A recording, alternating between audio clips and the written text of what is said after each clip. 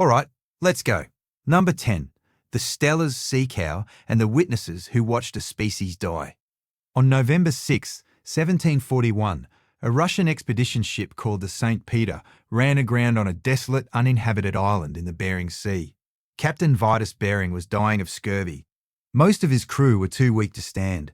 Among the survivors stranded on what would later be named Bering Island was a 32-year-old German naturalist named Georg Wilhelm Steller. And over the next 9 months, while his shipmates buried their captain in the frozen ground and salvaged what they could from the wrecked vessel, Steller documented something the world would never see again. Floating in the kelp beds along the rocky shoreline were enormous dark shapes. Steller initially mistook them for drifting logs. Then the shapes began to move. He had stumbled upon the last surviving population of a creature unlike anything in the historical record, a marine mammal so massive that a single individual could feed an entire crew for weeks. Steller's sea cow, scientifically named Hydrodamalis gigas, was a Sirenian relative of the manatee and dugong, but scaled to dimensions that defy modern comprehension. The animals reached lengths of up to 10 metres, with body weights estimated between 4,500 and 11,000 kilograms. Their range had once extended across the entire North Pacific from the coasts of Japan through the Aleutian Islands and down the Pacific coast of North America. By the time Steller described them in 1741, they had been reduced to a single relict population of perhaps 1,500 to 2,000 individuals clinging to the kelp beds around the Commander Islands, the last refuge of a species that had been hunted by indigenous Pacific peoples for thousands of years before the Russians arrived. What Steller documented during those 9 months on Bering Island reads like an account of the dead returning to life. The sea cows had no teeth. They had been replaced by horny pads that ground kelp against the roof of the mouth. Their skin was so thick and rough that Steller compared it to the bark of an oak tree. They moved sluggishly through the shallows, half submerged, completely unafraid of humans because their evolutionary memory contained nothing that resembled the threat now standing on their shore. They were profoundly social. They mated for life. They cared for their injured.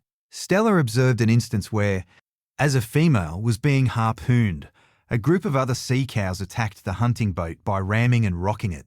And after the kill, her mate followed the boat to shore and lingered there for days, refusing to leave even after the body had been butchered. They grieved. Within 27 years of Steller's first description, the species was extinct. The last confirmed killing occurred in 1768 on Bering Island, the very same shoreline where Steller had first seen them. Fur traders, seal hunters, and provisioning expeditions following the Russian route to Alaska had systematically annihilated the last population. Mathematical modelling published in 2006 by researchers at the Zoological Society of London concluded that the sea cows had been hunted at over 7 times the sustainable rate. Even with a starting population of 2,900 individuals, extinction was inevitable within decades. The truly disturbing aspect of the Steller's sea cow is the brevity of its scientific existence. The species was described, studied, and erased within the lifespan of a single human being. Everything we will ever know about its behaviour comes from one naturalist's notebook, written by candlelight in a driftwood shelter on a frozen Arctic island during 9 months of forced shipwreck. Steller died in 1746, just 5 years after his observations, and he never saw a printed copy of his own work. The book was published posthumously in 1751 under the title On the Beasts of the Sea, and by the time anyone in Europe read it, the creatures it described were already nearly gone. There are unverified reports that small populations may have persisted in the Western Aleutians into the early 19th century, and a Polish naturalist claims sightings as late as 1830. In 1962, a Soviet whaling crew reported seeing a herd of 6 large finless animals approximately 8 metres long, swimming near Cape Navarin. The sightings have never been confirmed. The bones of Steller's sea cow lie in museum drawers around the world, scattered fragments of a marine giant that humans witnessed alive and personally erased from the planet within a single human lifetime. Number 9. The giant squid, the kraken behind the legends. In October of 1873, 2 fishermen named Theophilus Pickett and Daniel Squires were jigging for cod in Conception Bay, Newfoundland, when something rose from the dark water beside their small boat. Pickett's 12-year-old son Tom was with them. The boy would later describe what they saw as a massive parrot-like beak the size of a barrel, surrounded by writhing tentacles. The creature struck the boat with one of its limbs. Tom, with the kind of decisive courage that only seems possible in 12-year-olds, and the truly desperate, grabbed an axe and severed the tentacle. The animal released the boat and disappeared into the depths.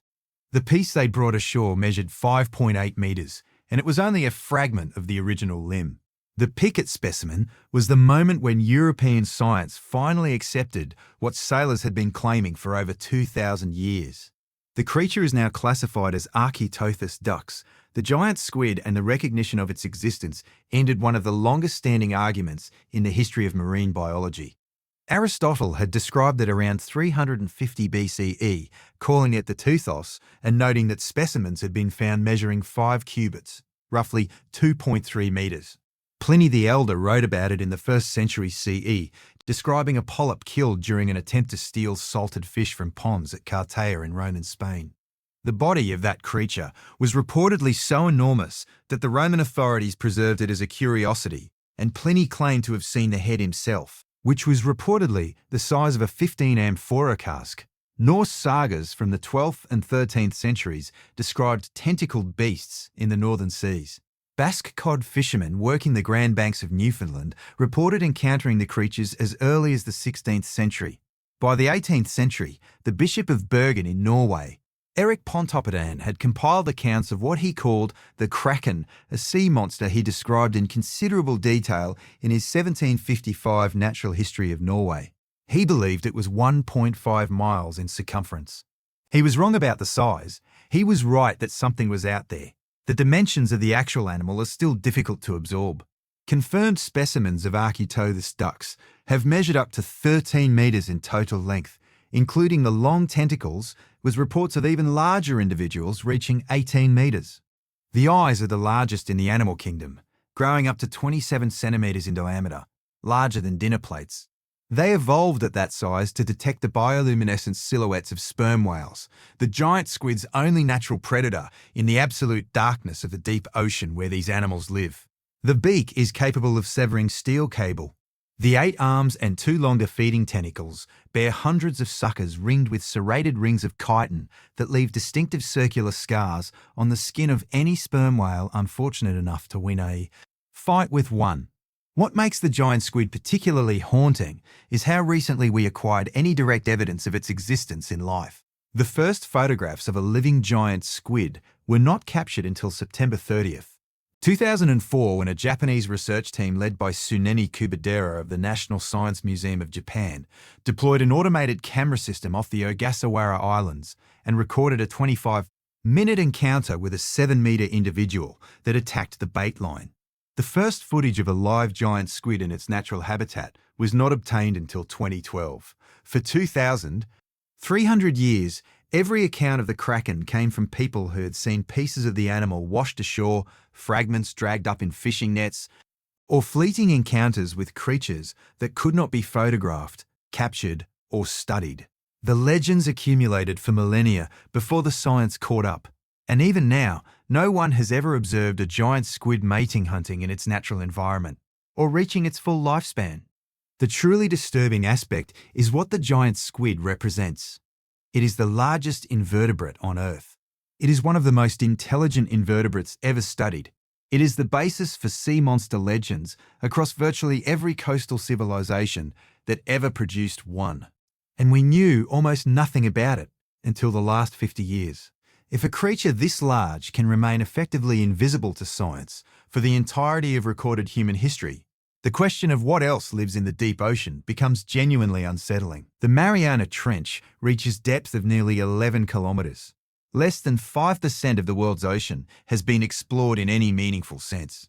Whatever ancient sailors saw rising from the dark water that inspired their kraken stories was real, and we are only now beginning to understand it. Number 8. The Greenland shark and the predators older than the United States. In August 2016, a marine biologist named Julius Nielsen at the University of Copenhagen published a paper in the journal Science that quantified something so extraordinary it required a complete rewriting of the textbooks on vertebrate biology.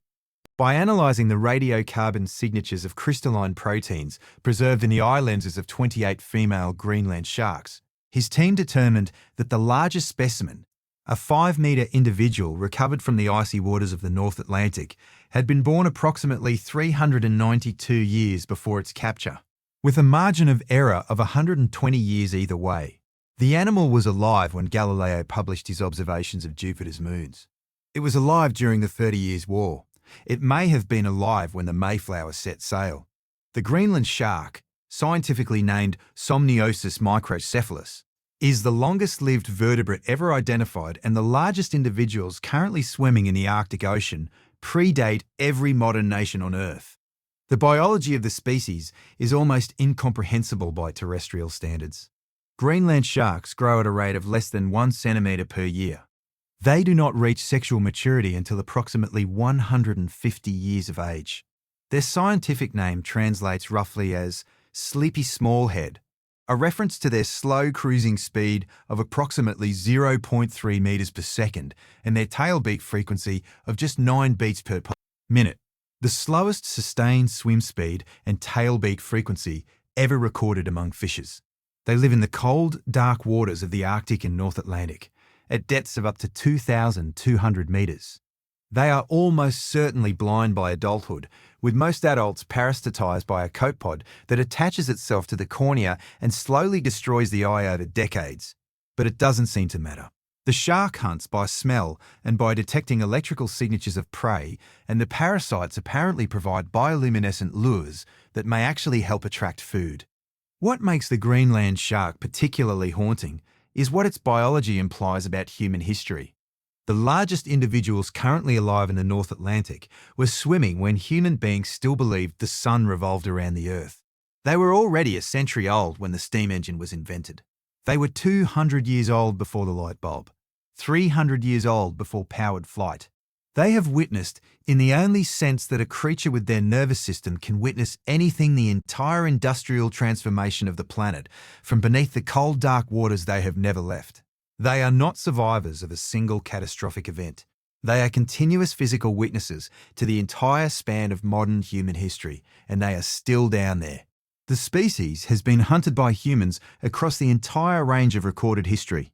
Inuit communities in Greenland documented the sharks for thousands of years before European contact. Norse settlers in Iceland and the Faroe Islands dried and fermented the toxic flesh, producing a traditional dish called harkal, which remains technically illegal in some jurisdictions because the fresh meat contains enough trimethylamine N oxide to cause severe symptoms resembling extreme intoxication. The species was commercially fished for liver oil from the 19th century until 1960, with annual catches in the early 20th century reaching tens of thousands of individuals per year. The slaughter of these animals during that period killed creatures that were already 200 to 300 years old, ending lives that had been silently continuing since before the species concept itself was scientifically established. The truly unsettling aspect is what the existence of the Greenland shark implies about our understanding of vertebrate biology. For most of scientific history, it was assumed that no vertebrate could live longer than approximately 200 years, with the bowhead whale serving as the conservative upper limit. The Greenland shark exceeds that boundary by nearly a century, and recent genetic analysis published in 2024 suggests their actual maximum lifespan may exceed 500 years. There may be Greenland sharks currently swimming in the North Atlantic that were already adults when Shakespeare was writing his plays. They will continue swimming long after every human currently alive has died. They are prehistoric witnesses, in a sense more literal than any other living creature, and they have been there the entire time, slowly cruising through the dark, watching nothing because they cannot see, listening to a world they cannot reach, and outliving every human who has ever attempted to kill them. Number 7. The saltwater crocodile and the apex predator that survived the megafaunal extinctions. On a riverbank in northern Australia, an animal lies almost completely submerged in muddy water, with only the upper surface of its head visible above the surface. It is not waiting. It is not patient. It is something older than patience, a predator whose body plan has remained essentially unchanged for tens of millions of years because nothing has improved upon it. The saltwater crocodile, Crocodilus porosus, is the largest living reptile on Earth and the most dangerous predator currently sharing a habitat with human beings. Verified specimens have reached lengths of 6.3 metres and weights of over 1,000 kilograms, the largest measured individual in modern history. An animal named Lulong, captured in the Philippines in 2011, measured 6.17 metres and weighed approximately 1,075 kilograms. He died in captivity in 2013. Larger individuals certainly exist. They simply have not been measured because measuring a saltwater crocodile of that size in the wild is not a survivable activity. Aboriginal Australians have lived alongside saltwater crocodiles for at least 65,000 years longer than any continuous coexistence between humans and a major apex predator anywhere on Earth.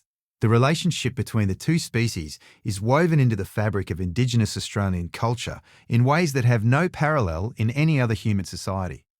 Crocodiles appear in the Dreamtime narratives of dozens of language groups across northern Australia. Specific crocodiles in specific waterways are recognised as the spiritual residences of ancestors. Some communities refuse to kill old, large crocodiles because the souls of ancestors are believed to inhabit them. Hunting practices, fishing techniques, swimming behaviours, and the entire spatial organisation of coastal Aboriginal life have been shaped by tens of thousands of years of accumulated knowledge about how to share waterways with an animal that views. Humans, as appropriately sized prey, what makes saltwater crocodiles particularly haunting is what they represent in the context of the Australian megafaunal extinction. When the first humans arrived in Australia approximately 65,000 years ago, the continent was home to a terrifying assemblage of giant predators. Megalania prisca was a monitor lizard reaching 5 to 7 metres in length. Quincana fortirostrum was a terrestrial crocodile with serrated teeth like a tyrannosaur, capable of running down prey on long, agile legs. Thylacoleo carnifex was a marsupial lion with retractable claws and the strongest pound-for-pound bite force of any mammal predator ever measured. Within a few thousand years of human arrival, all of these animals went extinct. The saltwater crocodile, alone among the apex predators of prehistoric Australia, survived. The reason for that survival is what makes the species particularly disturbing. Saltwater crocodiles are not specialised predators of any single ecosystem. They thrive in saltwater, freshwater, and brackish estuaries. They are powerful swimmers capable of crossing hundreds of kilometres of open ocean, with documented individuals tracked by satellite travelling between Australia and New Guinea. They occupy a niche so flexible and a body plan so efficient that human arrival, climate change, and the collapse of every other major Australian predator ecosystem failed to remove them. They are the last visible representatives of a Pleistocene predator community that included beings even more terrifying than themselves, and they are still expanding their range as conservation efforts have allowed populations to recover from 20th century hunting. The fossil record of large crocodilians in Australia includes Paludirex vincenti, the so-called swamp king, described in 2020 from a 25-inch fossil skull, which would have reached approximately 5 metres in length and possessed a more heavily built skull than any modern crocodile, allowing it to take down marsupial megafauna. A 23-foot fossil specimen, described in 2021, represents an even larger Australian crocodile that lived alongside human ancestors. These animals, like Quincana, vanished. The saltwater crocodile remained. The truly unsettling aspect is what it means to be the last survivor. Every year in northern Australia, between 1 and 2 people are killed by saltwater crocodiles. The species has not been deterred by 65,000 years of human coexistence, by modern firearms, by habitat destruction by industrial fishing, by the global apparatus of human civilization. They are still in the rivers. They are still hunting. They are still indifferent to whether the upright primate waiting at the water's edge represents an indigenous fisherman, a 19th century European explorer, or a 21st century tourist. The relationship between humans and saltwater crocodiles is one of the longest unbroken predator-prey dynamics in the history of our species, and it is still ongoing. They watched us arrive. They watched us spread across a continent. They watched the other megafauna die around them. And they are still there, still waiting, still essentially unchanged from the form they assumed before our species existed. Number 6. The megalodon and the shark that ate hominins. On a beach in southwestern Peru, in sediments belonging to the Pisco Formation paleontologist Dana Errett and colleagues, documented in 2012 a fossilized whale rib bearing distinctive bite marks with one of the original teeth still embedded in the bone. The tooth measured 17 centimeters. It belonged to Otodus megalodon, the largest predatory shark that has ever existed, and it had been left behind during a feeding event that occurred approximately 4 million years ago. The whale that died in that attack was a small mystacete, perhaps 5 meters long. The shark that killed it would have measured between 15 and 18 meters in length, with body mass estimates ranging from 50 to 100 metric tons. The species hunted alongside the earliest direct ancestors of human beings.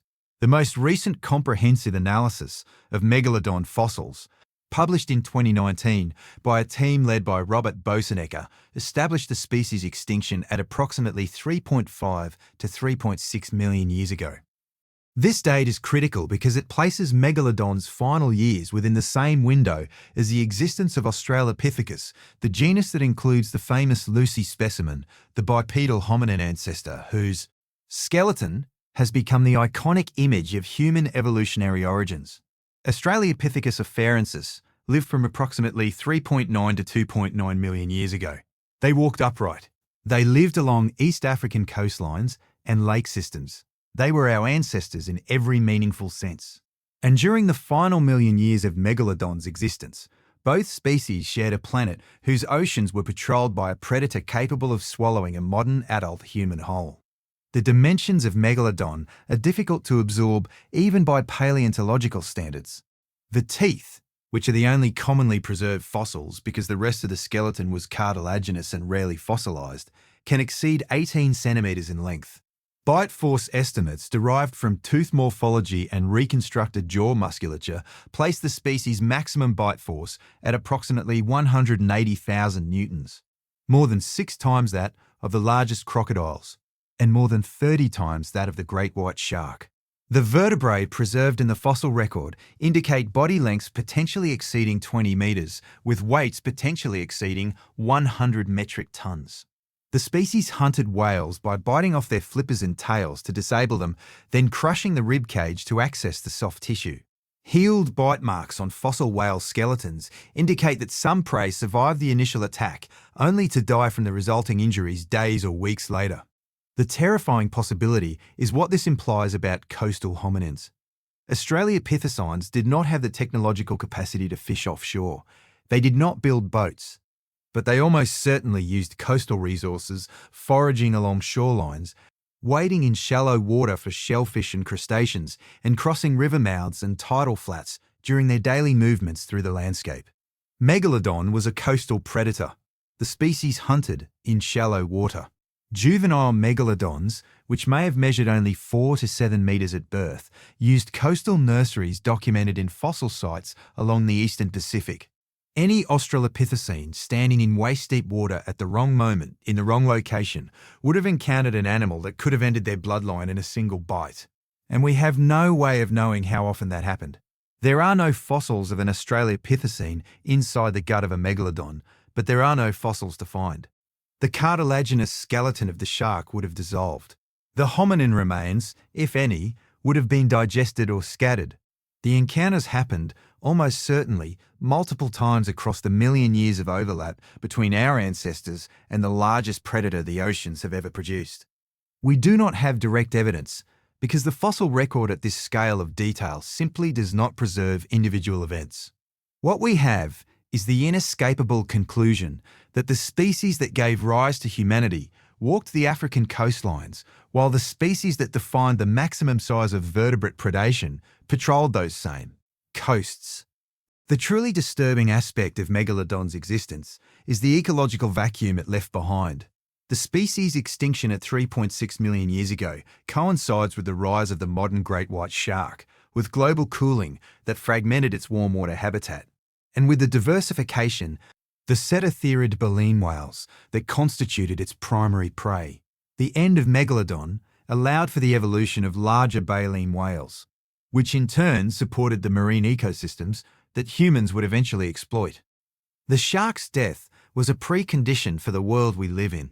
If Megalodon had survived another million years, our ancestors would have spent the formative period of human cognitive evolution sharing coastlines with a marine predator that no human technology before the harpoon cannon could have meaningfully challenged.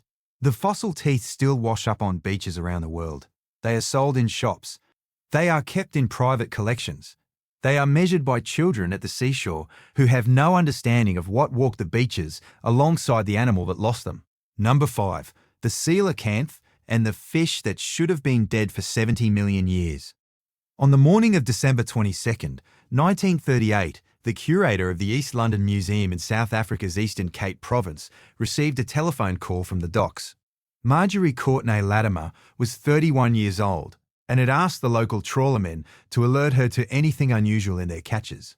Captain Hendrik Goosen, casting his nets at 40 fathoms near the mouth of the Chalumna River, had pulled up something he could not identify. Courtenay-Latimer arrived at the docks, waded through the catch of sharks and seaweed and starfish, and saw it. She would later describe it as the most beautiful fish she had ever seen, like a piece of ceramic ornament rendered in iridescent mauve blue. It was 1.5 metres long. It was covered in hard, armoured scales, unlike any modern fish. It had 4 fleshy lobed fins that resembled the limbs of a primitive land vertebrate. And according to every textbook of ichthyology then in print, the species it belonged to had been extinct for approximately 70 million years. The coelacanth, eventually named Latimeria calumnae in honour of its discoverer, and the river that delivered it, is the most famous example of what biologists call a Lazarus taxon, a species or lineage that disappears from the fossil record only to reappear millions of years later, alive and unchanged. The coelacanth lineage extends back at least 400 million years, predating the dinosaurs by more than 150 million years. Fossil coelacanths are abundant in marine deposits dating from the Devonian through the Cretaceous periods, and then they vanish completely from the fossil record at the same boundary that ended the reign of the non-avian dinosaurs, the Cretaceous-Palagine mass extinction event 66 million years ago. For 66 million years, every paleontologist who studied them assumed they had died with the mosasaurs, the ammonites, and the marine reptiles whose disappearance reshaped the entire ocean ecosystem. They were wrong. The coelacanth had survived. It had simply moved into deep-water habitats where it left almost no fossil record, because such environments rarely preserve organic material in conditions accessible to modern excavation. For the entire span of mammalian evolution, throughout the entire rise of human civilization, throughout every chapter of the human story from Australopithecus to the Industrial Revolution, the coelacanth had been continuing its ancient existence in the dim, cold waters off the East African coast, hunted occasionally and eaten by cormorant fishermen who considered it a low-grade trash fish, completely unknown to formal science. When Courtenay-Latimer's preserved specimen was finally examined by the South African ichthyologist James Leonard Briley Smith on February 16, 1939, his reaction was documented in correspondence and later in his memoir. Smith wrote that the first sight of the fish hit him like a white-hot blast and made him stand as if stricken to stone. He described the experience as the closest a modern human could come to seeing a creature 200 million years old come alive again. The discovery was announced in the journal Nature, and Smith opened his report by quoting Pliny the Elder, "Ex Africa semper aliquid novi." There is always something new out of Africa. What makes the coelacanth particularly haunting is what its existence implies about everything else we believe to be extinct. The fossil record is incomplete by definition. Most species that have ever lived left no preserved trace. The conditions required for fossilization, rapid burial, sediment chemistry, geological stability across deep time are met by only a tiny fraction of the deaths that have ever occurred. The deep ocean preserves almost nothing. If the coelacanth lineage could survive 66 million years of presumed extinction without leaving any fossil trace that anyone managed to find, the question of what else might be down there becomes genuinely unsettling. In 1998, a second species, Latimeria monardoensis, was discovered off the coast of Sulawesi, Indonesia, more than 10,000 kilometres from the African population. Two distinct species had been hiding in plain sight in commercially fished waters for the entire span of recorded human history. The truly disturbing aspect of the coelacanth is the relationship it implies to our own evolutionary origins. The species belongs to the lobe-finned fish, the lineage that gave rise to all four-limbed land vertebrates, including amphibians, reptiles, birds, and mammals. The coelacanth is not our direct ancestor, but it is the closest living surviving relative of the fish lineage from which our ancestors emerged onto land approximately 375 million years ago. To stand in front of a coelacanth is to look at a near-living version of the kind of creature that gave rise to your tetrapod skeleton. The lobed fins articulate in a pattern that prefigures the limbs of the first amphibians. The internal anatomy preserves features that have been lost in every other living vertebrate lineage. The fish was hiding throughout the entire span of human history the answer to the question of where we came from, and we did not even know it existed until 1938. Number 4. The basking shark and the ocean serpents that haunted the medieval coasts. In the cold waters of the North Atlantic, particularly off the western coasts of Scotland, Ireland, and the Faroe Islands, fishermen, for centuries, reported encounters with creatures whose dimensions defied easy explanation. Long, dark, serpentine bodies cruised slowly along the surface, sometimes in groups, sometimes leaping clear of the water in displays that fishermen could not relate to any known species. The animals were variously described as sea serpents, sea monks, devilfish, or, in the older Norse and Gaelic traditions, as direct manifestations of the great whale Jormungandr or the Cathshe of Celtic folklore. They were, almost certainly, basking sharks, the second largest fish currently alive on Earth, and the species that has fueled more sea monster legends than any other marine animal in European waters. Ceteraneis maximus reaches lengths of up to 12 metres and body weights of approximately 4 metric tonnes. Historical sightings have reported individuals exceeding 14 metres, though these claims lack rigorous verification. The basking shark is a filter feeder that cruises slowly along the surface, with its enormous mouth open, straining plankton from up to 2,000 cubic metres of seawater per hour through specialised gill, rakers that may have been the original tooth-like structures noticed by Bishop Eric Pontoppidan in his 1755 description of the species. The first scientific description was published by the Norwegian bishop Johan Ernst Gunnerus in 1765, who named it Ceteraneus maximus, with Ceteraneus deriving from the Greek for marine monster shark. Gunnerus also famously suggested the species was the fish that had swallowed the prophet Jonah. What makes the basking shark particularly haunting is the role its decomposing corpses have played in the global mythology of sea monsters. When a basking shark dies and washes ashore, the soft tissues of its head and gill arches decompose first, leaving behind a long trailing spinal column and a smaller skull that creates an entirely false impression of a long-necked, small-headed plesiosaur-like creature. These decaying carcasses, generically known as globsters, have been documented across the entire span of recorded history. The Stronsay beast washed ashore in the Orkney Islands in 1808 and was initially described as a 16-metre sea serpent before being identified as a basking shark. The Zuyo Maru carcass, hauled up by a Japanese fishing trawler off New Zealand in 1977, was photographed and tissue samples were taken before being discarded. The samples were later analysed and confirmed to be basking shark, but the photographs continue to circulate in cryptozoological circles as evidence of a surviving plesiosaur. Almost every famous globster from the past 200 years has been resolved when DNA analysis was possible, as a decomposing basking shark. The medieval and early modern sea monster legends of European coastal communities were not invented from nothing. They were attempts to understand encounters with a real animal that in life can reach the size of a school bus and in death takes on a form that resembles nothing else in the natural world. The truly unsettling aspect of basking sharks is what their population history reveals about the scale of human impact on marine ecosystems within the historical period. The species was commercially fished from the 18th century through the late 20th century for its enormous oily liver, which yielded up to 600 litres of high-grade oil per individual and was used for lamps, lubrication, and industrial processes. The fisheries operated at a scale that decimated regional populations across the entire North Atlantic. Off the west coast of Scotland alone, an estimated 12,000 basking sharks were killed between 1947 and 1995. The species is now listed as endangered on the IUCN Red List, and the breeding grounds have never been identified, meaning that conservation efforts are operating without information that would be considered fundamental for any other endangered species. The basking shark may be the largest animal in European waters, whose reproductive ecology remains essentially unknown.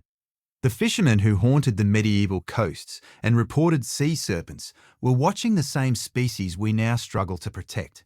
They saw the animals at a population density we will never see again, and the legends they generated were attempts to describe the lived reality of being a small wooden boat in a sea containing creatures larger than the boat itself. Number 3. The quinquina and the giant terrestrial crocodiles that hunted the first Australians. Approximately 65,000 years ago, the first human beings stepped ashore on the northern coast of Australia. They had crossed open water from islands now submerged beneath the Timor Sea, navigating in vessels whose construction we can only guess at travelling distances that required deliberate planning and considerable maritime skill. They were anatomically modern Homo sapiens. They carried language, art, fire, and tools. They were us. And what they encountered when they stepped onto that ancient shoreline was a continent ruled by a faunal community that no human population had ever faced before. Among the apex predators of that landscape was a creature that has no modern equivalent. Quinquina forterostrum was a fully terrestrial crocodile that grew to between 5 and 6 metres in length, weighed approximately 200 kilograms, and possessed long, agile legs that allowed it to actively chase down prey across the open landscape. Unlike modern crocodiles, which ambush from water and use water itself to drown their prey, Quinquina hunted on dry ground, and its teeth were not designed for holding.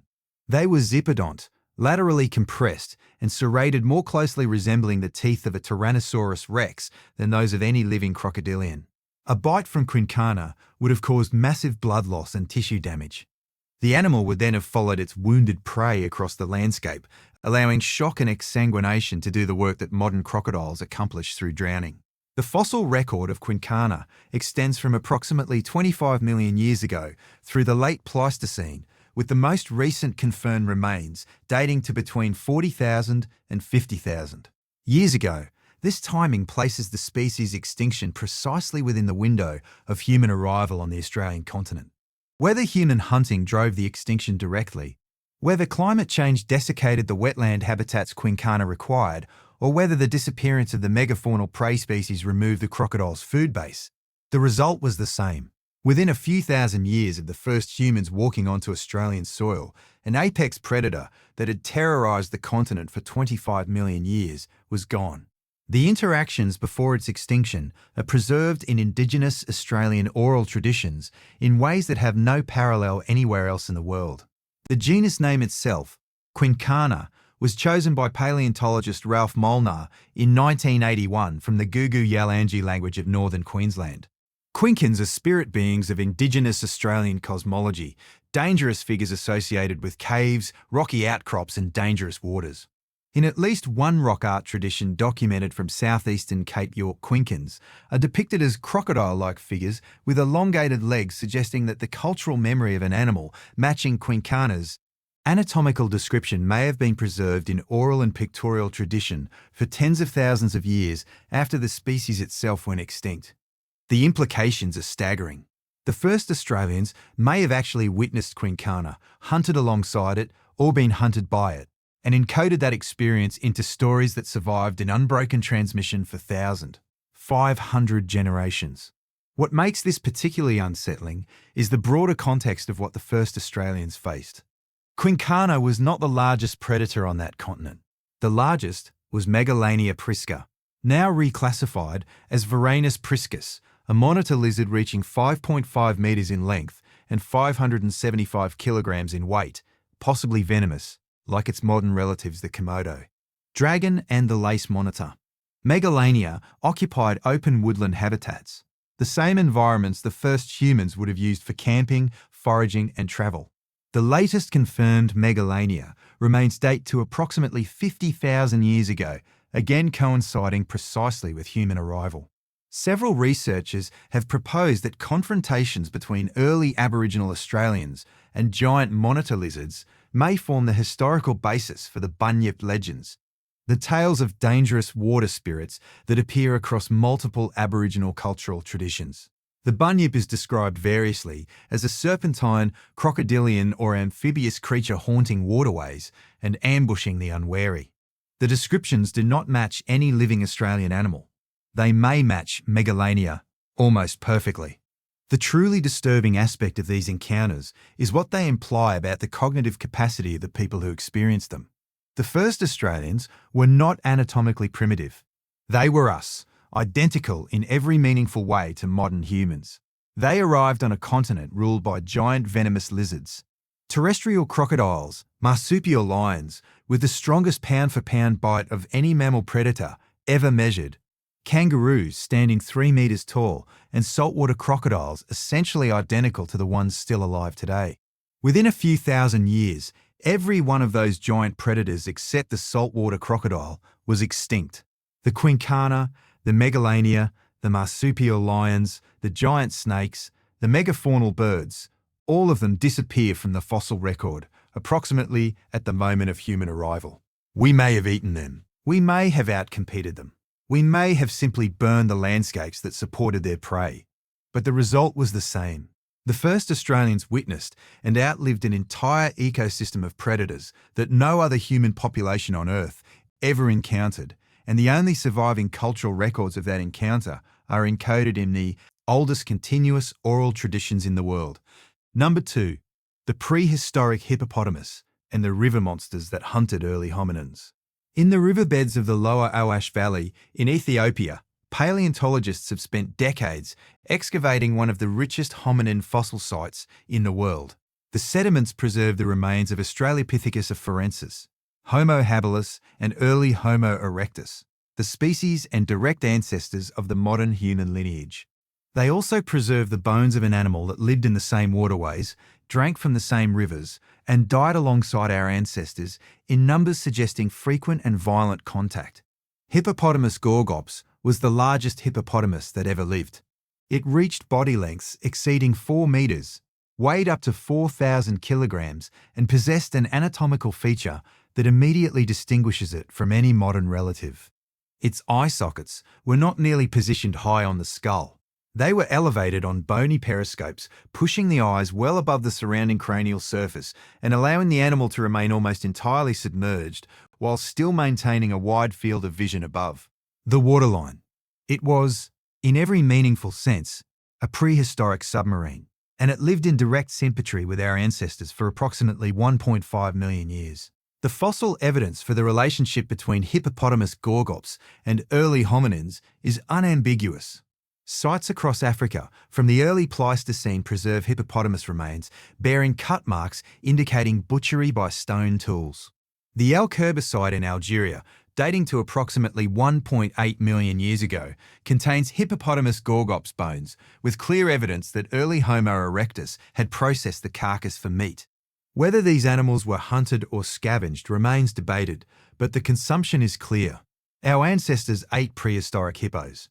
They almost certainly also fed prehistoric hippos. Modern hippopotamuses kill more humans per year in Africa than any other large mammal, with annual fatalities estimated between 500 and 3,000 individuals. They are extraordinarily aggressive, particularly when defending calves or when humans inadvertently approach the water from a position between the animals and the river.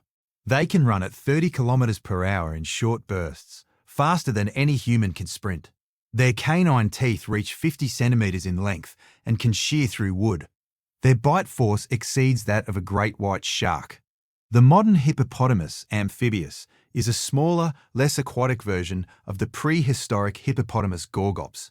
Whatever risk the modern species poses, the ancestral form was significantly more dangerous, more aquatic, and more abundant in the riparian corridors that early hominins depended on for water. Hippopotamus antiquus, the European prehistoric hippopotamus, extended this lethality across Eurasia. The species, ranged from the Iberian Peninsula to the British Isles to the Caucasus from approximately 2.1 million years ago until 400,000 years ago. Surviving the early colonisation of Europe by Homo erectus and Homo heidelbergensis, the predecessor of both Neanderthals and modern humans. Body mass estimates range from 1,600 to over 4,700 kilograms, making it substantially larger than any living hippopotamus. Cut marks on hippopotamus antiquus bones, recovered from sites in Spain, Greece, and Italy, demonstrate that European hominins were also processing these animals at least 1.4 million years ago. The Maritausa II site in Greece, dating to approximately 500,000 years ago, preserves the remains of a juvenile Hippopotamus antiquus alongside lithic artefacts, suggesting that even in the European landscape, our ancestors were either hunting or scavenging giant hippopotamuses. What makes this particularly haunting is what it implies about the daily reality of early human existence. The earliest humans did not live in deserts or on tundra. They lived along rivers, lakes, and coastlines, the same environments that supported the prehistoric hippopotamuses. Every drink of water, every bath, every river crossing carried the possibility of encountering an animal larger than any modern terrestrial mammal, except elephants capable of bursting from below the surface with terrifying speed, and possessed of an evolutionary history of conflict with our species that almost certainly included frequent fatalities. The fossil record cannot tell us how many of our ancestors were killed by hippopotamus gorgops. It can only tell us that the encounters happened often enough that we learned to butcher them in return. The truly disturbing aspect is the survival of the modern hippopotamus, the diminished but still terrifying remnant of a lineage that once included giants. Hippopotamus amphibius is itself an endangered species, with populations declining across most of its African range due to habitat loss and poaching. But its ancestors witnessed every major event in human evolution. They watched Australopithecus walk upright. They watched Homo habilis make the first stone tools. They watched Homo erectus master fire and disperse out of Africa. They watched the first symbolic art, the first ritual burials, the first villages, the first cities. They are still in the rivers, watching, and the encounters that define the relationship between our ancestors and their ancestors are still occurring at a slower pace and lower fatality rate. But along the same waterways, where the bones of Hippopotamus gorgops and Homo habilis lie buried together in the same sediment. Number 1. The colossal squid and the ocean we still cannot see. In April of 2003, off the coast of South Georgia, in the southern Atlantic Ocean, a long-line fishing vessel pulled up something that had not yet been described from a complete specimen. The animal was male and incomplete, with portions of its arms and tentacles damaged during capture. Even so, the surviving body weighed 150 kilograms and possessed eyes 27 centimeters in diameter. It was a colossal squid, Mesonicoteuthis hamiltoni, the largest cephalopod ever measured, and it represented the first nearly complete adult specimen ever recovered. In February 2007, a New Zealand fishing crew operating in the Ross Sea caught a second specimen, this one, a mature female. She measured 4.2 metres in body length, with total length potentially exceeding 10 metres when the tentacles are included. She weighed 495 kilograms. She remains the largest cephalopod ever scientifically examined, and she was hauled aboard a fishing vessel by accident in waters that humans have been fishing for over a century by a crew that had no idea what they had caught until she was already on the deck. The colossal squid was not formally described until 1925, when 2 arms were recovered from the stomach of a sperm whale. For 78 years, the entire species was known from those 2 fragments. Then a few additional specimens emerged from sperm whale stomachs over the following decades, each fragmentary, each insufficient to characterise the living animal. The South Georgia specimen in 2003 was the first time anyone had ever held a substantially complete colossal squid. The species lives in waters surrounding Antarctica, at depths between 1,000 and 2,200 metres, in conditions that humans have only recently developed the technology to access. The animal possesses 25 swivelling, double-rooted hooks at the end of each tentacle, in addition to its arms with toothed suckers. Its beak is the largest of any cephalopod on Earth, capable of severing the spinal columns of large fish. The rings on the suckers contain rotating hooks. The colossal squid is built for combat, and its primary natural predator, the sperm whale, frequently bears scars from these encounters across its head and flanks, scars that allowed sailors to deduce the existence of an underwater enemy long before any specimen was recovered. The sperm whale itself is the apex predator of the deep ocean. Adult males reach 20 metres in length and 80 metric tonnes in weight, the largest toothed predator on Earth. And the species' hunting strategy depends on diving to depths of up to 2,250 metres in search of giant squid and colossal squid prey. The whales hunt these animals routinely. They consume them in massive numbers, with stomach analysis indicating that an average adult sperm whale eats approximately 750 large squid per day. Both the giant squid and the colossal squid persist in oceanic populations large enough to sustain this predation, which means the actual abundance of these creatures in the deep ocean is staggering. The same sperm whales whose ancestors helped inspire Moby Dick spend their lives doing battle with sea monsters that humans cannot reliably observe. What makes this particularly haunting is what the colossal squid represents in terms of the limits of human knowledge. The species is the largest invertebrate ever measured. It is the apex invertebrate predator of the southern oceans. It has been hunting in the waters around Antarctica for an unknown number of millions of years. And until 1925, no human being had ever knowingly seen one. Until 2003, no human being had ever held one whole. Until 2008, when scientists at New Zealand's Te Papa Museum publicly dissected the female caught in the Ross Sea, the world had never observed the internal anatomy of a mature specimen. We are talking about the largest invertebrate predator on the planet, a creature whose dimensions exceed those of any known terrestrial invertebrate by orders of magnitude. And we have been studying it as a complete organism for less than 25 years. The implications cascade outward in every direction. If the colossal squid could remain effectively hidden from formal science for the entire span of recorded human history, despite being a routine prey item for sperm whales encountered by every whaling crew. Operating in southern waters since the 18th century, what else is in the deep ocean that we have not yet found? Less than 5% of the world's oceans have been explored in any meaningful sense.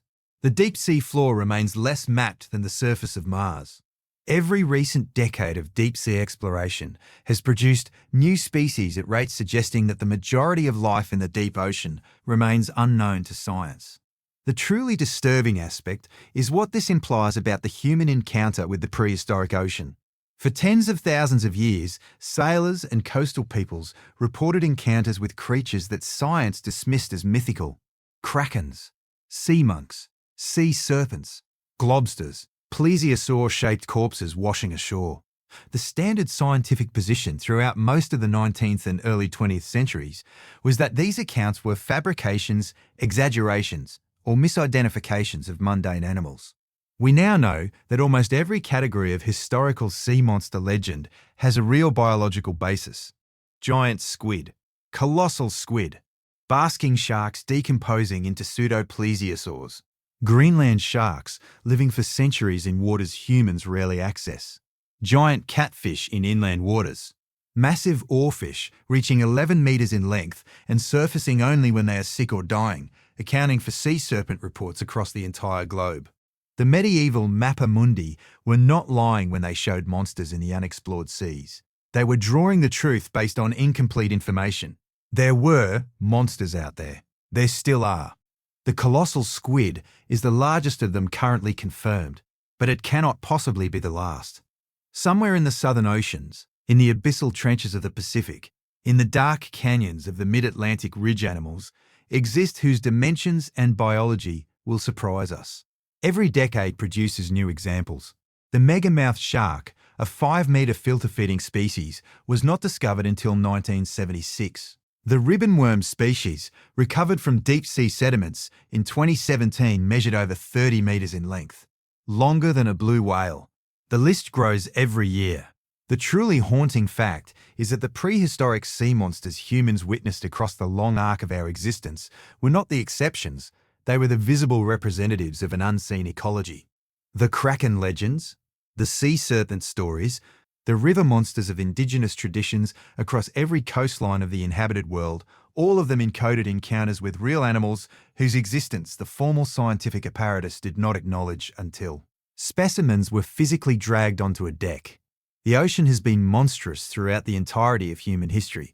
It is monstrous now, and the deepest parts of it have never been seen by any human eye. Whatever lives down there, beneath the Hadal trenches in the eternal black water that has not warmed or cooled in tens of millions of years, has been continuing its existence without human knowledge throughout every chapter of our species' development. We are the surface dwellers. We are the brief inhabitants of a thin shoreline of a world whose interior is still essentially unmapped. The witnesses who saw what they saw and called it Kraken were not wrong. They were the first chroniclers of an inventory that has not yet been completed and may never be. If you want to see more videos like this, click the video on screen now and make sure to subscribe.